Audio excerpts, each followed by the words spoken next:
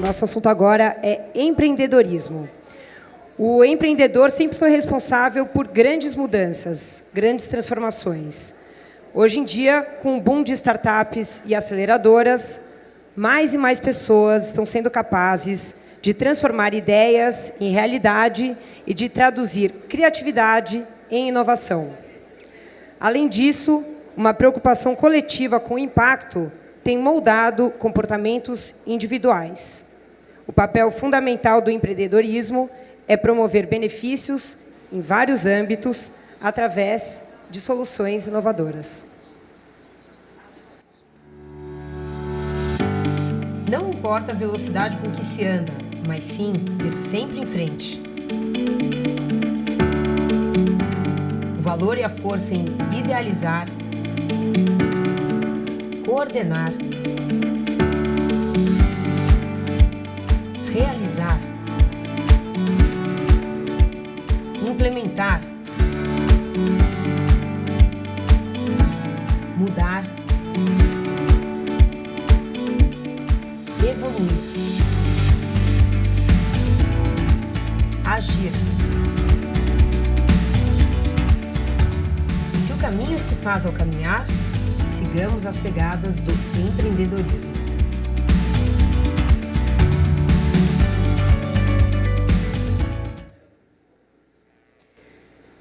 Ele é cofundador do Waze, que é um dos maiores aplicativos de base comunitária de tráfego e navegação do mundo, e que foi adquirido pelo Google em junho de 2013 pelo surpreendente valor de 1 bilhão e 100 milhões de dólares. Com vocês, o empreendedor em série e mentor de jovens empreendedores, Uri Levine.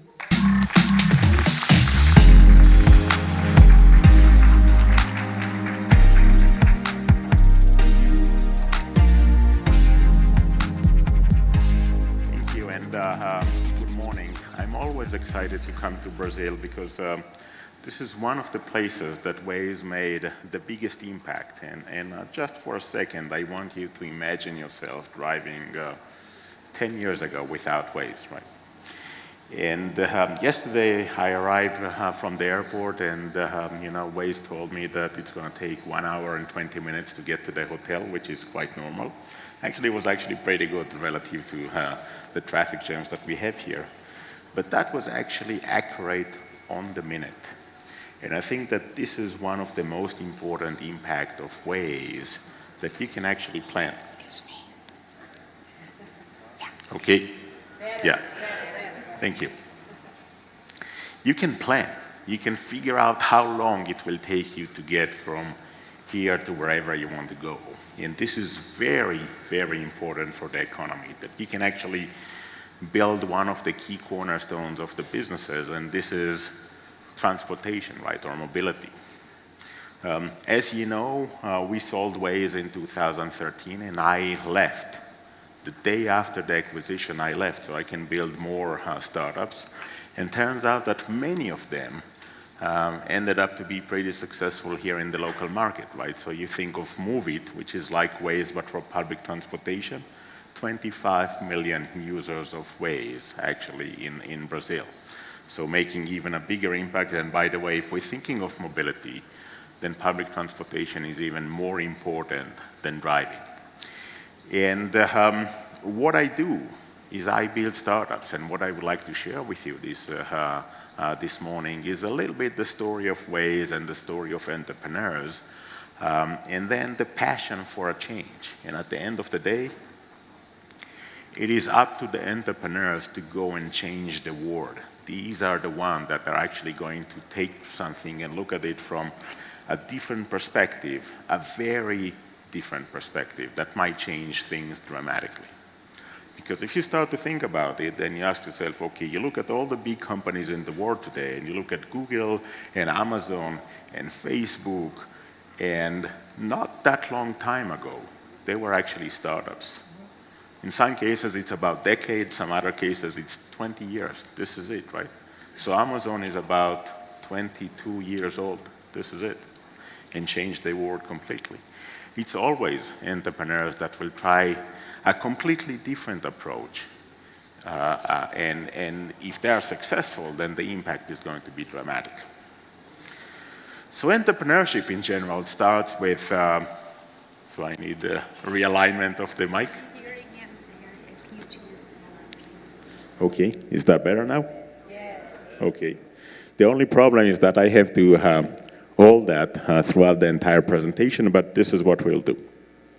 So entrepreneurship in general, they start with usually a dream and a very, very strong emotion that leads into a passion and building the dream. And immediately after that, there is a realization that if you're gonna go through this journey, this is gonna be a roller coaster journey, right? There are ups and downs and ups and downs. And everyone that built a business before will tell you that, okay, there are in every business, there are ups and downs, but the frequency of them in building a startups are much more rapid. So they could be twice a day that you'll be going up and down. And I can quote here Ben Horowitz, one of the largest venture capitals in the US, Andreessen Horowitz. Ben Horowitz used to be a CEO of a startup. And one day he was asked whether or not he was sleeping well at night as a CEO. And he said, oh yeah, I slept like a baby. I woke up every 2 hours and cried. And this is really the journey of a startup. And at the same time, for an entrepreneur, there is no doubt what's next. It's always the next startup. If you would ask an entrepreneur, okay, so you're gonna build this startup, and after that, what are you going to do? They will tell you, I'm gonna build another startup. And then if you would ask them, this next startup of yours, what it's all about, they actually know. So we launched Waze in 2009. We started in 2007, but we only launched the product in 2009. And by the time we did that, I already knew that my next startup is going to deal with financial fees. And I only built that in 2013. And when I built that, I already knew that I'm going to build one that deals with going to the mechanic, this is ANG, and one that deals with airfare, this is Fairfly. And many of those, I dream about them for years before I actually get to figure out when exactly to build them. So I want you to think of going and building a startup exactly like falling in love, right? So there are many ideas that you think of, and eventually there is one idea that you tell yourself, this is the one, right? Or you go to many dates, and eventually there is one date that you say, she is the one, right? And at the beginning, you don't want to see anyone else, just your date, right? You don't want to listen to the word, you don't care about anything else, or you're only thinking about your new idea, your new concept, until you feel confident enough and you go and tell your friends about your idea. And usually they will tell you that will never work, right? Or this is the stupidest idea that I ever heard. And by the way, I heard that with Waze and with many others. Or you take your date for the first time to meet your friends and they're telling you, she's not for you, right? This is where exactly you disengage from your friends. You don't listen to them. So the good news is that you don't listen to them and you go and build your startup. The bad news is that you don't listen to them and maybe they had something smart to tell you. You actually need to be in love in order to go and try to change the world, because otherwise the journey is a roller coaster and it's very complex and very likely that you will give up throughout the journey. Now, the journey itself is a very long, and in particular, the longest part of the journey is the one that there is no traction, right? So you build it and you think that now it's going to work, and it ends up that it's not. Or you start to bring the first users and you believe that now it's going to be easy, and it's not. And each one of them is like crossing a desert, right? So imagine that you are in the middle of the desert and there's only sand around you, right? And you walk all day and there is still only sand around you, right? And you keep on walking, and every day you're making a very, very small progress. But when you add all of those together, it's starting to look like a major progress. So there are two things that you don't want to happen while you're in the middle of the desert. you don't want to change directions, because then you might end up going up in circles rather than crossing through the desert. And the other part is that you don't want to run out of fuel. This is where fuel turns out to be very, very expensive, right? So if you, in a startup world, if you have no traction and you ran out of funding, this is where it's going to be very painful and very expensive. Now, the journey itself is a journey of failures, right? So, and this is very critical to understand, because you know, we try to change the world, right? We're trying to do something that no one did before. And so even though that we believe that we know exactly what to do, we don't. And so we try. And we try one thing and it doesn't work, and we try different things and it doesn't work, and we keep on trying different things until we find one thing that does work, right? Now this by itself just buys us the ticket for the next part of the journey, right? So if initially the first part of the journey will be around product market fit, then the next part of the journey will be around, so how do I scale? How do I go global? How do I make money out of that? And each one of them is a journey of failures. So if you're afraid to fail, then in reality, you already failed, because you're not going to take this journey. You're not going to even give it a try. And it's very easy to be afraid of failing. Actually, this is one of the challenges that we have in many environments, that people are afraid to fail. And when they are afraid to fail, they're not willing to take the risk. And we are not willing to take the risk, then we simply don't have enough entrepreneurs. We simply don't have enough people that are willing to try something completely different. In particular, when you think about governments and large organizations, no one is going to fire you if you make the obvious decisions, right? If you don't do anything dramatically changes, no one is going to fire you for that. But if you try something completely new and you fail, very likely that you'll get fired. But if you don't try something completely new, then the ability to make bigger impact is small. Now, Albert Einstein used to say that if you haven't failed, that's because you haven't tried anything new before. And the reality is that if you're going to try new things, you will fail. And the most important part is that how to get up from those failures and keep on moving forward, right? Because there will be plenty of those. Now, the other part of journey of failure is that we're going to celebrate a lot of things, right? So if you imagine the budget of a startup, then we will have, the most significant part will be the human resources, and then marketing and operation, and then we need to have budget for caipirinha. And this is very important, because we are going to celebrate many things, right? So we're going to celebrate the first user and the first version and the first time that they write on us on the paper. And everything that happens the first time, we're going to celebrate. Much better than that, if someone is suing you for patent infringements, that means that someone cares. That means that someone thinks that what we are doing is important enough, so it's worthwhile to stop us. Now, the best is when people start to thank you for what you have done for them. Then you know that you're actually creating value. And there is no bigger reward for entrepreneurs except the fact that they're knowing that they're creating value. Now, the first year, and this is the first year of a project, this is critical. And it's critical because what you discover and what you are learning on the first year is the one that is going to set the entire directions of the company, right? So there are a few things that we need to remember. Number one, product market fit. This is where you figure out what exactly is the problem we're trying to solve. This is where you can encapsulate the problem, the users, and building up the solution.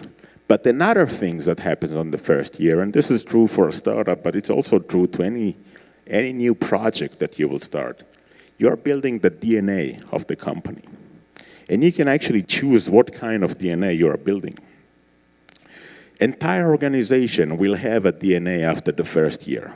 Now, whether or not this is the one that you choose or the one that ended up with, it's up to you to decide. And when we started Waze, we say that Waze is going to be the best working place we ever had. And we define to ourselves, what does it mean? What kind of people we're going to bring on board? And we told that to the people that we hire, that we believe in that. And if you don't fit into this organization, then you should go someplace else, that it does fit your own agenda. But when you start to realize that this is what you're trying to do, we ended up with the best working place we ever had. So if I need to define just for a second how simple this journey is, it's very simple. You start with a problem. You find a problem, a big problem, something that it's worth solving, that the world is going to be a better place if you address that. And then you ask yourself, okay, so who has this problem? Now, if you end up with being the only person on the planet that actually have this problem, then I would recommend to go to a shrink. This is going to be much cheaper than building a startup, right? But if a lot of people have this problem, then what you need to do next is to understand their perception of the problem. And in order to do that, you actually need to speak with those people that you believe that they actually have this problem. And you start to understand how do they perceive the problem. And only then you go and build a solution. Now, if you're not going to follow this path, you might end up with building a solution that now is looking for a problem. And in many cases, you build an amazing technological solution that no one cares. Now, if no one cares, then no one cares. Then you will end up with now a solution that is looking for a problem. Now, building unicorn is very, very different. Unicorn in the startup scene is a billion-dollar company. And really, in order to do that, you need to figure out a few elements, right? So you need to figure out that there is value to the product, right? So there is a product market fit, that the market is large, that you can figure out the lifetime value, right? So what is the value for a single user, and this value is significant enough. And how do you go global and grow, right? And then sometimes there is additional X factor to it, which is a coolness. Now, the only problem is that you need to align all these stars in one line. The problem is that when you start, they're completely misaligned, right? And so you start with product market fit and you try to figure out, okay, so how do I create value to a single user, right? And you figure that out and it takes you maybe a year or a year and a half. And then you go and figure out the next part of the journey, right? So let's figure out that how do I grow, or how do I go global, or how do I bring more users, right? And while you are doing that, you need to make sure that product market fit is still valid, right? So on one hand, you're holding the product market fit in place, right? Just imagine that I'm putting my hand back on top and holding that star right there. And with the other hand, you're trying to bring another star to align, right? And then you figure out that actually I need more hands that I have. And this is really the challenge of a startup. Now, if everything is aligning, it will take you usually 7 years, maybe more, to figure that out. And in most cases, it's not the case. In most cases, you'll figure out that you can align one or two of them, but not all of them. So these turns out to be maybe the most important part for building a startup. So understand who the users are and what's their perception of the problem. And if you fail to do that, you're going to build something that no one cares. Making the mistakes fast, right? For me, product development starts after you launch. Now, the reason is that you're only going to learn faster. And when you learn faster, when you get feedbacks from users, this is your chance to actually move faster than the competition. And this is critical, right? Make the mistakes fast so you can fail faster, correct them faster, and eventually move faster than the entire industry. Good enough is going to win the market. You don't need to be perfect. You need to be good enough. The DNA and the mission defines the journey. The last one is actually very interesting. I ended up with speaking with a lot of entrepreneurs that their startup failed. And I think I spoke with maybe 25 of them. And I asked them why, right? And half of them said the team was not right. So I kept on asking, so what do you mean the team is not right? And so some of them told me, okay, we had this guy responsible for development and he was not good enough, or this guy responsible for marketing and was not good enough. So not good enough was one reason. And then another major reason, they told me we had communication issues, and what I called actually ego management issues, right? And these were the two main reasons. And then I asked the CEO, when did you know that the team is not right? And all of them knew within the first month. All of them knew within the first month that the team is not right. So the problem was not that the team was not right. The problem was that the CEO did not make the hard decision. Now, making easy decisions is easy. Making hard decisions is hard. And this is why most of the people don't want to make the hard decisions, right? So they will go all the way to the top in order to make the hard decision. Now, if the CEO doesn't make the hard decisions, there are only two options, right? So you are a member of the team, you know that the team is not right, right? If the CEO knew within a month that the team is not right, then everyone knew that the team is not right. It's not something that you can hide. And so everyone look at the CEO, waiting for the CEO to make the right decision, and the CEO doesn't make that decision, right? There are only two options.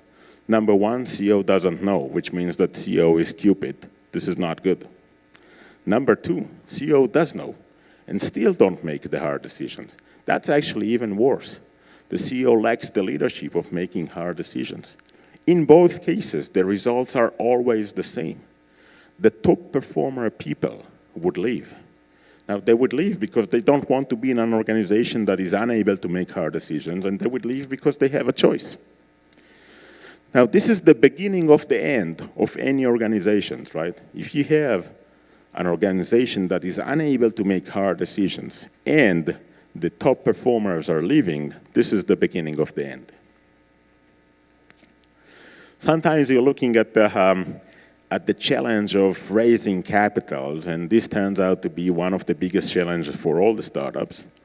And this is very interesting because about a year ago, I went to one of the largest venture capitals in Israel and asked them, how long does it take you to decide if you like the entrepreneur or not?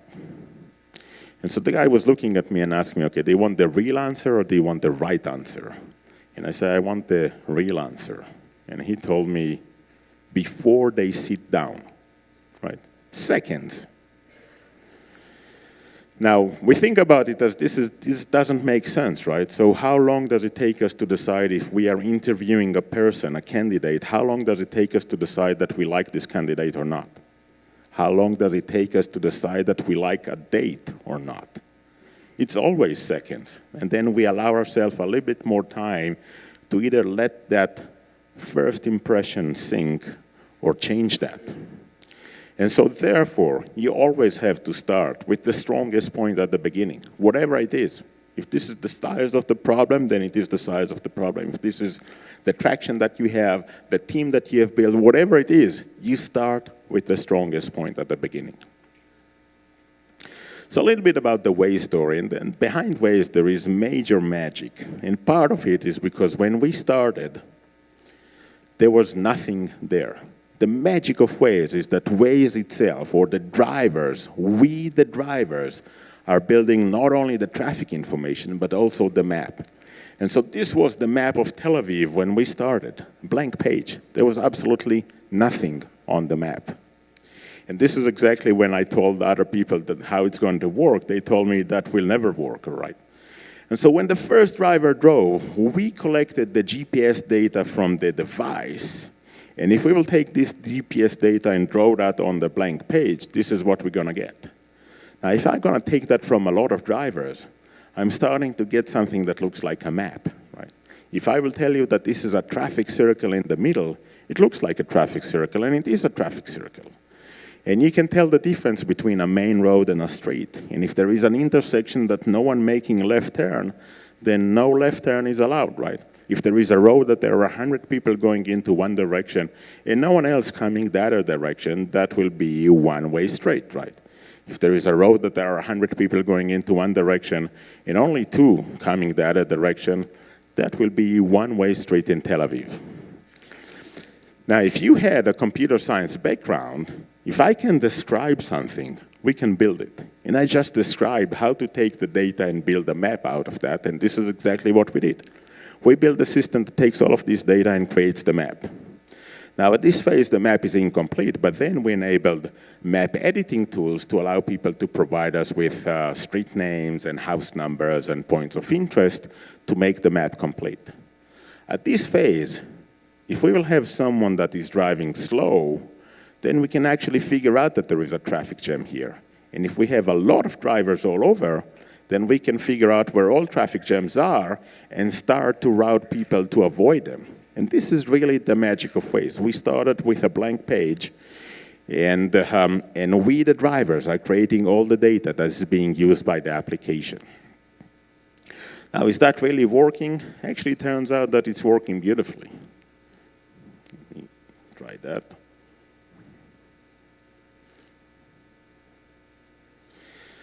So what we are seeing in this video is how the map was created in a few places in Eastern Europe. And you can see the date, beginning of 2010, and it took about maybe 6 months for the map to become good enough. That this is critical because we already established the underlying assumption that good enough and free wins the market.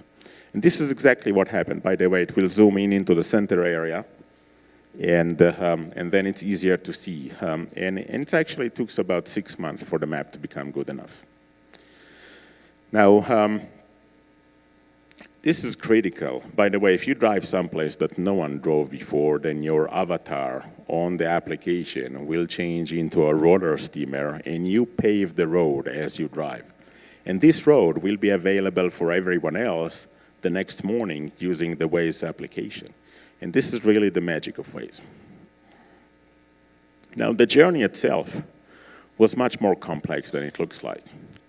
We actually started in 2007. And we built the first version of Waze running on a PDA. Remember? Long time ago, there were dinosaurs, and then PDAs, and then Nokia phones, and today we all have iPhones and Android phones, right? This long time ago is 10 years. This is how fast things are changing in this space, right? 10 years, this is it. iPhone X is 10 years old. iPhone is 10 years old. Facebook is a little bit older. Twitter is less. Uber is less, right? Anyone here uses Uber? Right? Nearly everyone, right? This is less than 10 years old.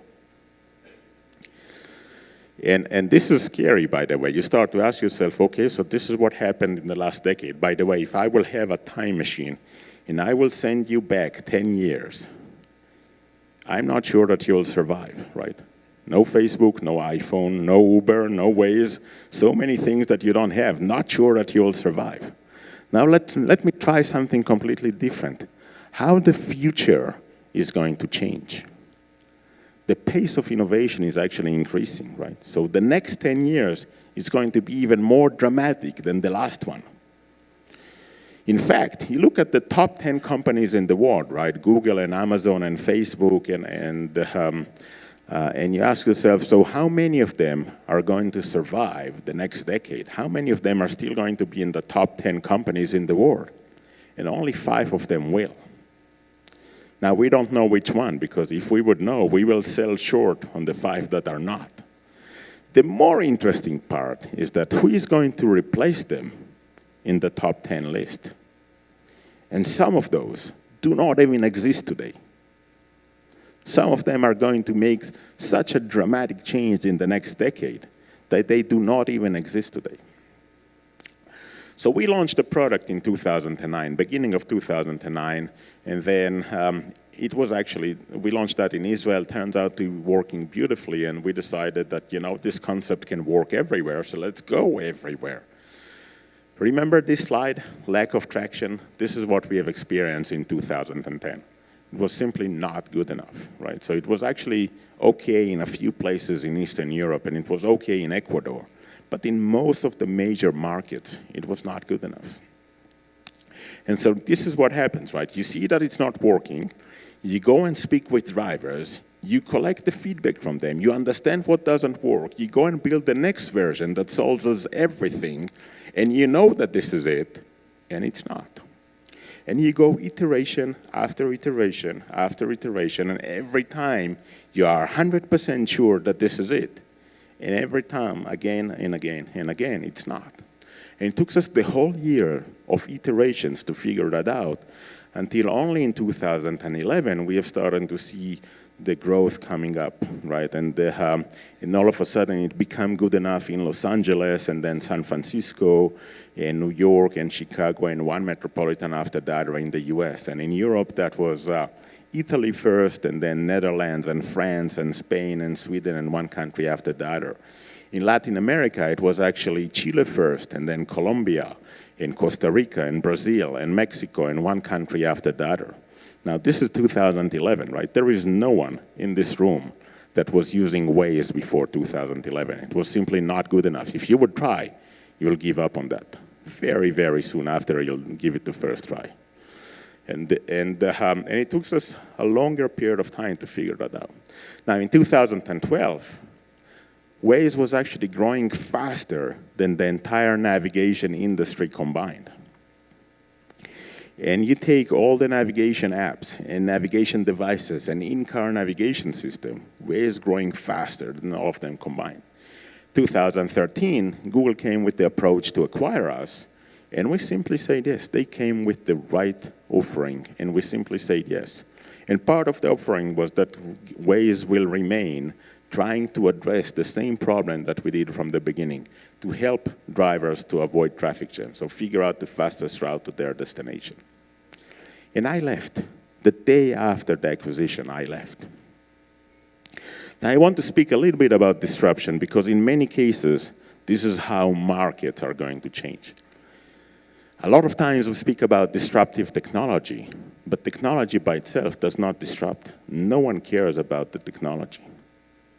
Disruption is about changing the way we are doing things, right? Whether or not the way we are doing business or the way that we are behaving. And in many cases, you'll do that not through the technology. So maybe it's a new product that is being introduced, which is a derivative of a new technology. Maybe it's a new price. So Waze was free, right? Gmail was the first email to be free, right? Now, when you figure that out and you ask yourself, okay, there is no one that is going to win good enough and free, right? But if you're the first one to become free, you actually disrupt the entire market. No one else can charge money for something that you provide for free. And this is a major change. Maybe it's about changing the business model. Maybe it's about changing the knowledge, right? So it's not necessarily about technology, because if you will tell me it's about technology, then I would ask you, okay, what is the great technology behind Uber?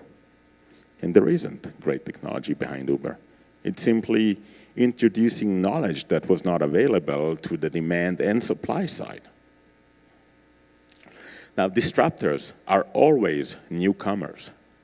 They are the ones that have nothing to lose. They are the ones that are actually willing to take the risk because they have nothing to lose. Now, in many cases, we kind of explain to ourselves that, okay, it makes sense, right? Existing organizations, they have revenues, and if they will change the business model, then maybe they will not going to meet the expectation of the next quarter. This is not the reason. In order to change, in order to disrupt, we need, first of all, to tell ourselves that what we are currently doing is wrong. Now, as individuals, we have a hard time to tell ourselves that we are wrong, right? Now, just imagine how hard it is for organizations. Usually impossible. So when organizations want to disrupt, they cannot do that within. If they would try to do that within, it's going to be too late. They can only do that by engaging and investing in other organizations or new organizational startups that are going to disrupt their own market.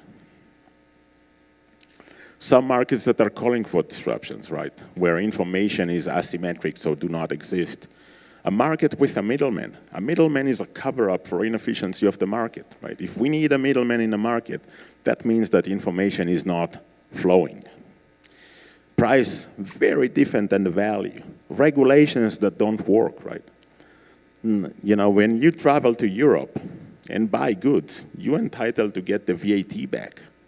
95% of the cases people fail. By the way, this is one of my newest startups that deal with that, and I have plenty of those. Now, this is very important to look at the disrupted point of view, right? Because sometimes we ask ourselves, how can they not see that coming, right? So here is the CEO of Netflix going into the office of the CEO of Blockbuster and ask him to acquire them. And he said no, twice, right? This happened twice in 2 different occasions. Now we know what happened to Blockbuster since then, and we know what happened to Netflix since then, right? Microsoft about the iPhone, that will never take off, right? Digital camera, right? This is rather old, but who invented the digital camera? That was actually Kodak that did, in their lab. And they called the CEO to show him what they just built. And he said, shh, don't tell anyone, right? You cannot prevent the revolution, right? Yahoo and Google, right? So Google, for a limited period of time, was actually the search engine for Yahoo. And this is 1996 or 1997, and they ran out of cash, and they asked Yahoo to acquire them for $2 million. And Yahoo said no. Now, we don't know, this is, by the way, very, very important. We don't know what would have happened if they would, right? It's not that okay, they missed an opportunity. We don't know if they missed opportunity. But the reality is that it's very easy to overlook opportunities like that or to miss revolutions, because right now, your current trajectory is that there is no revolutions. We always, the human being and the humankind always fail to see the revolutions. And we will keep on failing that. Now, the other side of disruption is that disruption is good, right? If we define disruption by changing market equilibrium, then the new equilibrium, by definition, is much better than the previous one. Otherwise, the market will not go there, right? And so we should embrace changes like that because the new market is better. You look at Uber today, and there are 10 times more on-demand trips than there were 10 years ago. 10 times more. The market is 10 times bigger. Different distribution, right? But 10 times bigger and much cheaper price. Right, so we look at it from the market perspective, from the user perspective, from the overall revenues being generated in the market, it's all goodness, except the existing players in the market that failed to go through the revolution.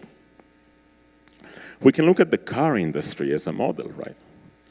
The car industry is an industry that was not changed in the last 100 years, right? 100 years ago, the most sellable car in the world was Ford, and it was black, and it was doing about 16 miles per gallon. And last year in the US, it was Ford, and it was black, and it was doing about 17 miles per gallon. So not a lot of changes. But in reality, we drive cars today the same way that our parents did, in the same way that generation before that did. We go into the driver's seat, we have steering wheel, we have pedals, and we drive the cars ourselves. Now, this is going to change. Just imagine that there are cars that can be drive by themselves autonomously, right? You can actually call the car shows up, take you wherever you want to go, and then you get out of the car and the car disappears, right? You click on this clicker and the car shows up. And you click on the clicker again and the car disappears, right? Now, if this is the case, I don't need to own a car. I need to own a clicker. And maybe I will need to have a big clicker for a big car and a red clicker for a red car and different kinds of clickers, but I don't need to own a car. So the business model will change, right? We as consumers are going to consume mobility as a service and not buying a product. Now, if you're a car maker and you believe you will keep on selling the same number of cars that you're doing today and you do not adapt to a new business model, you will be out of business. If you're selling car insurance, and this is based on number of cars and not based on the mileage being driven, you will be out of business. If you have driving school, look for a new job. Look, I have 5 children, right? The youngest one starting to drive these days, right? And they're all driving. The next generation, they will not drive. They will not even have a driver license. The generation after that, if we will tell them that we used to drive cars ourselves, they will not believe us. Now, it seems odd, right? So here's a story. I was in elementary school, and one day I asked my dad to drive me to school, right? So this is maybe 45 years ago. And he said, this is 400 meters, walk there, right? And I asked him to drive me to school again and again, and he said, you know what? When I was your age, I used to get to school on a donkey. And I did not believe him. 2 generations from now, they will not believe us that we used to drive cars ourselves. So this is actually quite new. This is from a couple of weeks ago when I discussed with an investor in Israel, one of my startups, and he said, but the CEO is not coming from the industry. And I said, okay, hold that thought, right? So we both have enough experience in building teams and choosing up CEOs. What are the most important things that we are looking at the CEO? And when we start to list them, right? So someone that will never give up and that the team will follow that person and making hard decisions, right? And listen to the customers, which is critical, right? Because if you don't listen, you build something that no one cares. And build strong teams and so different things that we expect to see at the CEO. And then we completed the list and asked them, where exactly coming from the industry is on that list? And it's not. And this is very, very important things to understand. We want someone that understands the problem, but not necessarily understand the industry. In fact, we started Waze, the biggest mapping and the biggest traffic company in the world. No one came with an experience in this space. Right? We started FIEX that deals with financial fees. No one coming from the financial world. We built Moveit with no one coming from mobility or public transportation. Many of those startups, people are not necessarily from the industry. They understand the problem, they understand the consumers, and they have those capabilities, but not necessarily the experience that we're building throughout being in an industry. And this is critical to remember, right? If you are in an existing industry for decades, then it's not that you're going to change your point of view in a matter of seconds. If you're coming from the outside, you don't have a point of view. So a few words about myself. I build startups. This is what I do. I usually start about 2 or 3 every year. And they're focused on the same philosophy, right? Doing good and doing well. Right? I'm looking for big problems that are worth solving, and then I will try to address them. So Waze, we all know Waze, Moveit. Like Waze, but for public transportation, actually answering the same question that Waze does. How do I get from here to wherever I want to go right now, but using public transportation?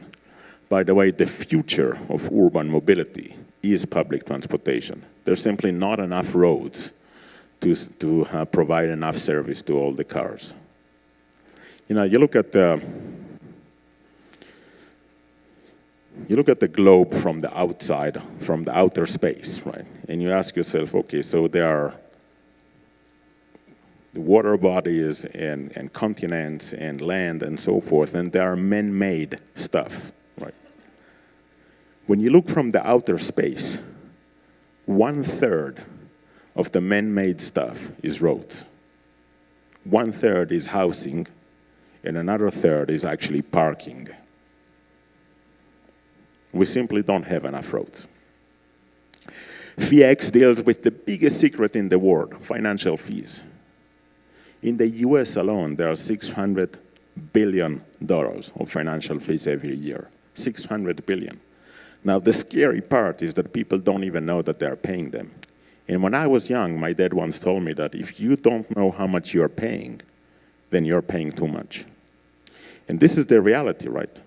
Now, we don't think about it as a lot, right? But I want you just for a second to imagine your retirement plan and that you're paying maybe 1% a year financial fees on that. It's not a lot, right? 1% doesn't sound like a lot. Year after year after year, the compound effect of that is 1/3 of your lifetime saving. So this is your retirement, and 1/3 of it you paid in fees. Rumor is a marketplace for non-refundable hotel reservation. So just imagine that you make travel plans and you make hotel reservation and you change your plans and you get stuck with reservations that you cannot use. Simply sell that reservation to someone else. Zik is another marketplace for store credit. So imagine that you return something to the store and you have this store credit that you can use within the chain. Turns out that 30% of those never being used. Now these 30% is $100 billion a year, $100 billion a year of real money that goes down the drain. Angie deals with the frustrations of going to the mechanic. You know, if I will take my car to the mechanic, whatever they'll say, I'll say okay, because I have no idea, right? So if they will tell me that I need to replace the carburetor in my car, I will say, okay, go ahead and replace that. Now, the only problem is that there is no carburetor in my car. What Angie does is an app running on the smartphones, connects to the car computer, doing the diagnostics for you, telling you what's wrong, and then asking mechanics around you to quote to repair that. So really empower the driver not only with the knowledge of what's going on, but also with the ability to do price comparison. And there is nothing more effective than price comparison to keep everyone honest. Now, by the way, this is you can use that here in Brazil, and it turns out to have pretty dramatic results, right? So the price quotes that you will get are so dramatically different that you wouldn't believe that. Fairfly deals with the biggest secret in the travel industry, and this is what happened to airfare after you book your flight. Now, no one knows because we never compare prices after we make the reservation.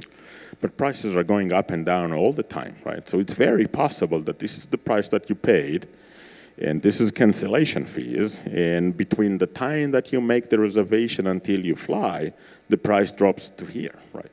So you can actually rebook the same flight at a cheaper price. Refundit is the one that deals with the VAT claims. You know, we all probably have stories about trying to get the VAT back, right? And then there was long line at the custom, or we get to the offices that we are in, should get the money back, and they told us that, but at the store, you need to bring a different form. There are always bad stories, right? So I'm building that in an app that all you have to do is scan the receipt, scan the passport, scan the boarding pass, and get your money back. C3 is in a very different area. This is in an agricultural technology space. And we are building, I would call that an operating system for fruit plantation, right? So imagine that you have a large farm with millions of trees, right? The reality is that today, you don't know what's going on there. What we are doing is we're actually flying with drones over the plantation and doing an analysis on a per tree basis, so we can actually tell you exactly what's going on a single tree level. If this tree is healthy, if this tree has a water stress, if this tree has disease, pests, and so forth. So you can actually take actionable measurement to correct or fix that. And this turns out to be very, very important. By the way, we are starting to engage here in Brazil with citrus plantations, and this is in particular important because of a very specific disease that attacks all the citrus orchards, and so this turns out to be very dramatic. And there are more. I'm building more, and you probably, you know, a year from now, if I will come here again, there will be longer list and more startups, and they're all relevant to all of us because I'm trying to solve real problems. So maybe one more story, and then we can actually have some questions and discussion here. So throughout the Waze journey, I had a lot of people coming to me and telling me their stories, right? So some people told me that I helped them to avoid major traffic jams, and one guy told me that he owes me a lot of money because I saved him a lot of money on speeding tickets and so forth. But I think that one of the best stories that I heard was about a year ago. Someone came to me and said, "Thank you, you saved my marriage." And I said, "What?" I said, "Well, because of Waze, we don't argue anymore in the car, so you saved my marriage." So I turned out to be a marriage consultant. But I think I owe the best story to my son. One of my sons, he is 20 years old and he really likes to drive. He would drive everywhere, right? And so one day I asked him to drive me to the airport, right? And he said, "My phone is broken, I can't." And I said, "What do you mean you can't? Here's the car, here are the keys, drive me to the airport." And he said, No, my phone is broken. I don't know how to get there." So I was scratching my head, and then I said, "You know what? I'm gonna be in the car with you. I'll tell you how to get there." And then he asked me, "And how would I come back?" So we lose orientation, but not logic. Thank you.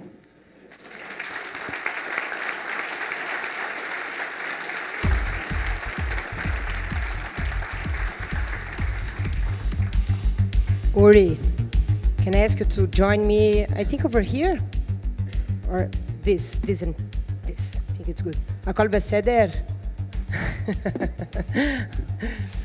Falei tudo bem em hebraico, arrisquei um pouquinho, não falo a língua direito, mas antes de começar a nossa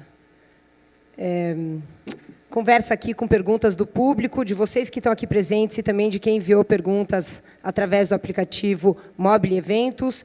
Eu queria só agradecer em nome do GovTech Brasil a presença de Carla Bertocco, presidente da Sabesp. E é isso, participem enviando perguntas, vocês que estão aí, é só baixar o aplicativo, e vocês que estão em casa assistindo a gente via streaming também. So, Uri, let me open here for the questions sent by the audience. The first one says, nowadays, mobility is one of the major challenges faced by governments, but Waze solved this problem without involving the public sector. What can governments learn from this? So I think that mobility is critical, right? There will be no future development if we are stuck in traffic. And so mobility is critical. In Waze, even though that made major impact in helping us on a daily basis, did not solve the problem, right? So you ask yourself, is traffic jams today lesser or worser than they were 10 years ago? And they are worse. The problem with mobility is that they're simply, or I would say that differently. You know, when you're stuck in traffic, just imagine how many cars are out there and what's the occupancy of each one of the cars, right? And you'll figure out that the ratio is 1.1 passengers per vehicle. That's the ratio, right? So most of the vehicles are single person. Now, each one of those vehicles is occupying its own space, and then safety distance from the car ahead of us and safety distance from the cars on the side, and we ended up with occupying too much space for a single person. If we do not change this ratio, we are going to be stuck in more severe traffic jams next year and the year after that and so forth. Now, this is the role of the policy makers to change those, right? Because right now we say the roads are free for everyone to use. But what if we change that concept and we basically say, you know what? No, we only allow public transportation in some of the roads, not a single lane, a lot of the roads. Dedicated lanes system, a grid-based dedicated lane system, and this is what we allow. And you ended up with actually getting rid of traffic jams if you're doing that. So this is the role of the policy makers. And there is no one that can figure that out without dedicated lanes, right? Now, if you're gonna build your own dedicated lanes, might be very expensive. But if you enable the existing road system and part of it to become dedicated lane for public transportation, then you'll end up with much better solution. And by the way, the optimal way would be smaller vehicles, higher frequency, rather than large trains or large buses. Now a question by Renato de Paiva. In countries such as Brazil, many times the entrepreneurship environment is dominated by the economic and educational elites. How to open it to those in the border of society, especially minorities? You know, I look at the ecosystem for entrepreneurs in Brazil, and while it is improving, it's not good. Right? At the end of the day, you ask yourself, so how many new startups were funded in Brazil last year? And you end up with a numbers that it's similar to the same numbers in Israel, right? Now in Israel, there are 8 million people. In Brazil, there are more than 200 million. So obviously not enough. So the key question is, what can we do differently? And what can we do that will make an impact in the next few years and the generation after that? Generation after that, it's about education. More engineering, by far more engineering. Now, this is very easy to enable, right? All you have to do as a policymaker, if you want to have more engineers, change taxation for them. Give them a bracket for a period for, I don't know, 5 years after you finish school, you actually have half the taxes to pay half the taxes that you would need. And initially it sounds like doesn't make sense, but you will end up with much more income taxes coming later because you will have so many more engineers. So longer period of time, it's about engineers. Shorter period of time, look, it doesn't make sense for me to invest in Brazil. It does not make sense for me because I will need to pay taxes here and then pay taxes in Israel as well. Whereas the other way around, if you would invest in a startup in Israel, you don't pay taxes in Israel. You only pay taxes where you pay taxes. And so if we don't change, if we don't enable an ecosystem that encourage investors to come in and encourage entrepreneurs to start, and the media will need to help in order to make entrepreneurs heroes for trying, not for being successful, then we don't change the ecosystem. And we need to change the ecosystem. Look, the culture here, or the society, is something that needs to be much better. And we have tons of opportunities. And we need those changes to come not necessarily from the policymakers, but from the entrepreneurs. And so we need to enable more. I think that's one of the missions here today, right? To I inspire everyone to try to make a change. Road from YouTube asks, how do you think it's going to be the relationship between people and technology 20 years from now? And I might add, you spoke about our relationship with cars, but in a broader sense, what is coming up next for us? So you know, some of the things are hard to imagine. Right, but we are looking to see revolutions in the medical spaces that are dramatic. Right, we think of 80 years old people are very, very old, and most people don't survive after the age of 90. But the next generation, age of 100 will be what 75 is today, right? And the generation after that, the age of 120 or 150 will seem reasonable. It's nearly unbelievable to what we will be able to do. And you know, you think about immortality in science fiction, and if each generation is going to last more than one generation beyond that, so more than 25 years, or increase the life expectancy by more than 25 years, then it's starting to look like immortality. It probably will never happen, but living 150 years will make sense. Now this will actually imply different challenges, right? So when are we going to retire if we're going to live until the age of 150, right? Or how much work we are going to make and how much saving we are going to make to enable ourselves to actually survive that long? Major issues. The next question asks about the connections between Waze and innovation in government services. Are connections related to housing, health, and education, for example?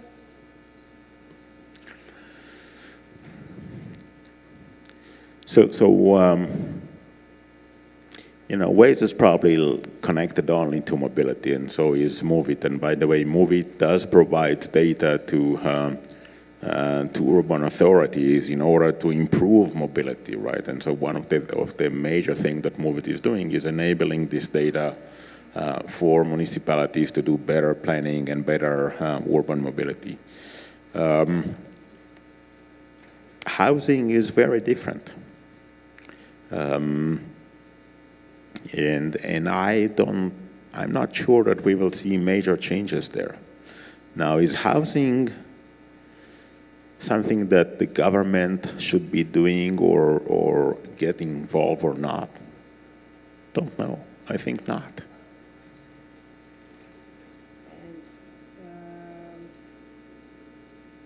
And mentions also, okay, I'll follow up with another question. What are the top requests you have received from public sector to engage in innovation that you reckon?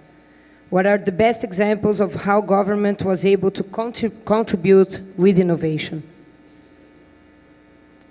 So one of the challenges, and it's not here in Brazil, it's in other places that I face that, is that in many cases, I got the feedback of, we don't want to do anything new, right? And this is a very big challenge when government or authorities don't want to don't want to change anything. Because in many cases, it's a matter of personal preferences of the people that I was speaking with, that they don't want to do anything to change. And this is a challenge, right? If we are not willing to change, then we are actually starting to prevent changes, right? And look, at the time, the wealth of data that Waze has in terms of mobility was dramatic, right? And so we were approaching different municipalities and we told them, look, we can provide you data that is beyond imagination, right? I can tell you how long it's going to take to make a left turn in each and every traffic light in the city, every day of the week, every hour of the day, and you can go and recalibrate the traffic control system. And we were pitching that for a long period of time, and no one cared. No one cared, right? So it's like they don't want to change. And I've seen that in multiple aspects, that that government don't want to change. And then when they do, they want to change in a very inefficient way, and rather than to enable the public sector, they enable major projects with huge budgets that sometimes goes to the wrong places. But the key learning that they have over the years is that what governments don't know is they don't understand users. Right? They understand the problem, they don't understand the perception of the problem of the users, right? So when they ended up with building a solution, that solution is not being used. Because when it comes to usability and thinking about the user experience, this is an area that they're not great at. Governments are pretty good in opening up their access to information. If they're doing that and enabling the private market to go and build the right solutions, then we'll have much better results. Question from Marina Formighieri. Is monetizing innovation harder than finding a solution? Can you repeat the question? Yes. I don't even know if... is, let's say, making money with innovation harder than finding a solution? I believe that if you create value, you will figure out a way to make money, right? If you create a lot of value, you will figure out a way to create a lot of money. Sometimes this will be even a longer journey than actually figuring out how to create value. Because in many cases, you are trying to figure out a very different business model, right? So initially, when Waze was introduced as a free service, then obviously users are not paying. Then the key question is, who does pay? In most cases, users don't pay, businesses do, right? And so the straightforward business model will be around advertisement, but it's not necessarily the only one. So figuring out the right business model might take you a longer period of time. Building a solution, if you have good understanding of the problem and the perception of the problem of the users, then it's probably easier to build a solution. Uri, I have to add my personal story to your accounts. I'm a big fan of Waze. I think I would even use Waze to go from my room to the bathroom. But there's one problem. You kept me from having the traffic as an excuse from being late. I cannot tell anymore, oh, I was late because the traffic was so bad. Everyone knows how much time I would take from one point to another. So I blame Waze for that. Look, before Waze, we used to call home and say, okay, we were actually here and home is here, and we used to say, okay, we're already here, right? Yeah, and then later on excuse that there were major traffic jams, right? And so now what we need to tell people is when we call them and say, Waze say that it's going to be instead of the right time, 10 minutes or 15 minutes later. Right? Good point. No, I keep WhatsApping my friends when I schedule a meeting or something, and I put ETA, estimated time of arrival, 1:07. It's not even 1:10 anymore. It's funny. But finding parking will take a longer period of time. Say that again? Parking. Yeah, I have to count on the 3 minutes at least to park. Let me find another question here for you. I didn't read it beforehand, so let's go with the flow. Question from Uirapura. Uber has made a law startup implementing a technology that forces a lot of law changes around the world. Can it be done in other areas like digital identity? So my grandfather had one job throughout his entire lifetime, right? So he was working from the age of 20 until 65, one job. And the next generation had multiple of them, and I am doing multiple jobs concurrently, right? And the next generation, I don't think that they're going to survive in a single job more than 2 or 3 years.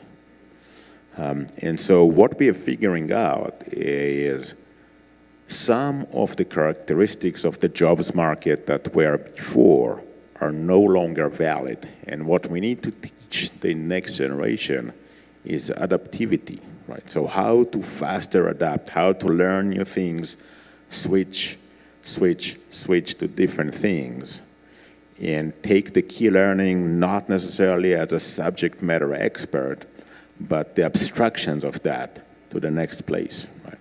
Because we are likely to see the same way that maybe Uber creates a wealth of jobs at the same time, they took away some different jobs, right? And we will see Uber as an example for marketplaces, for jobs that can be done on an infrequent basis, right? And we will see more jobs that disappears because we don't need them anymore, right? We mentioned autonomous vehicles that will take away drivers, right? Now, 50 years ago, they used to be drivers for the elevators. And these jobs do not exist anymore, right? And so we are likely to see the pace of changes faster and faster and faster. And what we need to teach the next generation is adaptivity. And if we are unable to adapt ourselves and our job will become irrelevant, then we have a problem. We as society, we need to take care of those people. But as a job, there is no reason to justify a job that does not create new value. What are your kids studying? You know, I think... How did you orient them I on think that that two of them are likely to build startups, maybe three of them. And one will go for social work because she believes that this is where she can create more impact. And another one, I'm not sure yet. But it's all about creating impact, after all. You know, there is one thing that I teach them. At the end of the day, there is one thing that we want our kids. We want them to be happy, right, in their own ways. And so for me, in order for them to be happy in their own ways, they need to find something that they love and they're good at. That's it, something that they love and they're good at. Because this is where happiness from self-fulfillment will happen. Right? Thank you, Uri. Thank you.